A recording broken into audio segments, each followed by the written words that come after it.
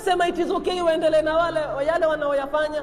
Ndugu katika imani, ya mambo yote Waislamu waliembrace katika mambo ya maasi. Sasa hivi watoto wa Kiislamu ndo wanayatekeleza kuliko mtu mwingine yeyote. Ilipokuja mambo ya drugs, ndugu katika imani, je, kuna watu ili janga limewatandika zaidi ya Waislamu?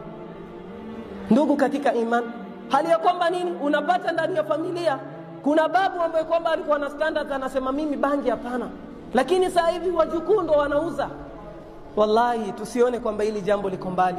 Yule ambaye kwamba anaona ni sawa na yule ambaye kwamba anasimama mawqif ya kwamba hili jambo ni sawa liendelee na sijui mimi niko na tolerance, subhana maliki nasi, yeye pia itampata yale atakaowapata.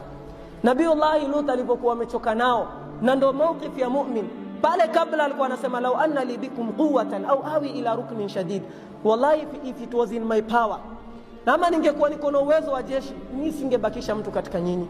Na ndio ile kauli ya Muislamu anaposema I'll do anything in my power, kuhakikisha kwamba si mimi ninajalia wepesi kwa watu wote ambao kwamba wanakuja na fikra kama hii. Lakini inna nasa idha ra'u al-munkara falam yughayyiruhu au shaka an ya'ummahum Allahu bi'iqabi, watu wanapoona munkar na wakakuokewi vitu wakainyamazia, wallahi adhabu ya Allah itakuja na kila mtu katika wao atakuwa ni mwenye kuadhibiwa pale ndani. Hili ni janga ambalo kwamba ndugu katika imani, wewe kwa ile power Allah amekujalia, hata kama tu ni kwa wewe tu kumfanya mtoto wako ndani ya nyumba, kumwekea dream kwamba siku moja inshallah ni msichana ataolewa na mvulana na mvulana ataolewa na msichana, wallahi itumie. Allah amejalia uko katika sehemu watu wengi, uko katika social media watu wengi wanaweza angalia, send a good message.